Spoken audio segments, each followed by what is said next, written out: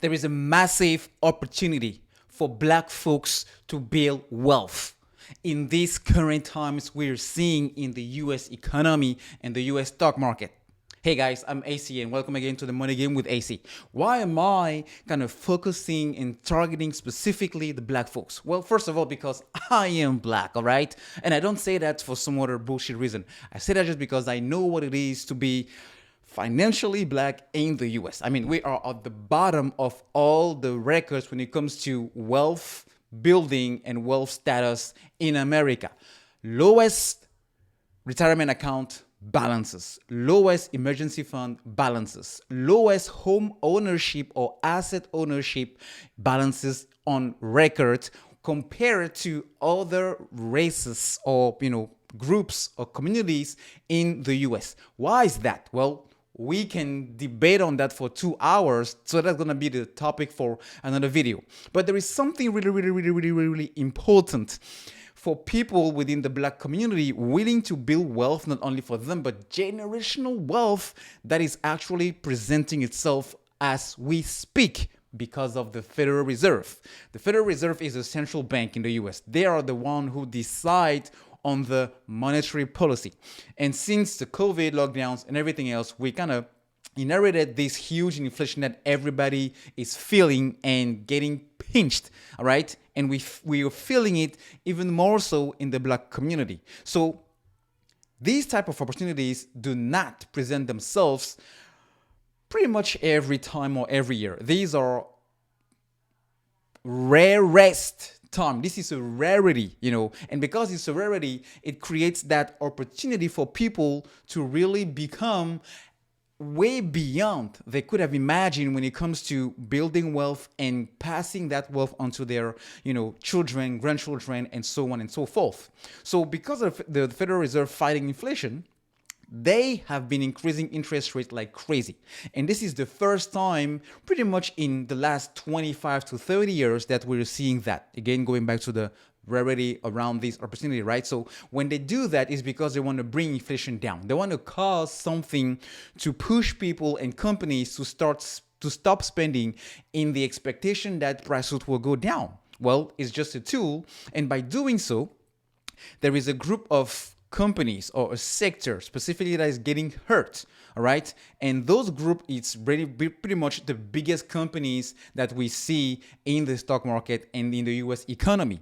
So we're talking about the Googles, we're talking about the Amazon, talking about the Tesla, the Facebook, the PayPal. These are companies that have been around for some of them centuries and some of them decades and decades and decades. And the chances for those companies to continue to exist and outperform and grow is pretty thin. All right. So that's again why this opportunity is so big and too good to pass if you want to build wealth. If we look at the effects of the interest rate increasing or getting increased by the Fed, look, Alphabet, it's now touching a 52-week low, all right? It hasn't been this low for what? Going back to where? Yeah, going back to February 2020 or maybe the 2020. So it's been 2 years that these prices have not been this low, all right? And when you look at how far it went, it's crazy. Look, from this point where we stand and this point, we're talking about a 35% just for Alphabet, all right? This is the Google parent company. Now, if you look at Facebook, also touching a 52-week low, same lows that we haven't seen since what? Since a long time. If you go back to 2018, if you go back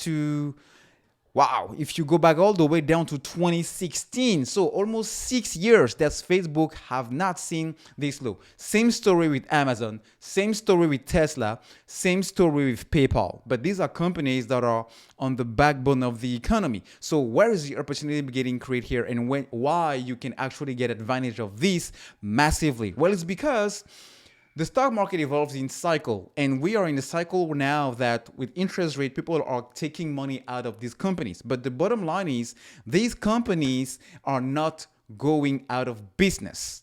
The share price of this company or the value on the paper for these companies is just going down because of this environment of high inflation and the US central bank doing what it thinks it's best to bring inflation down. But on the brink of that, it's also causing recession fears. And whenever we have recession fears, people tend to spend less, especially after we spend that much in 2020 and 2021. People tend to save more, so they don't have as much to spend on companies.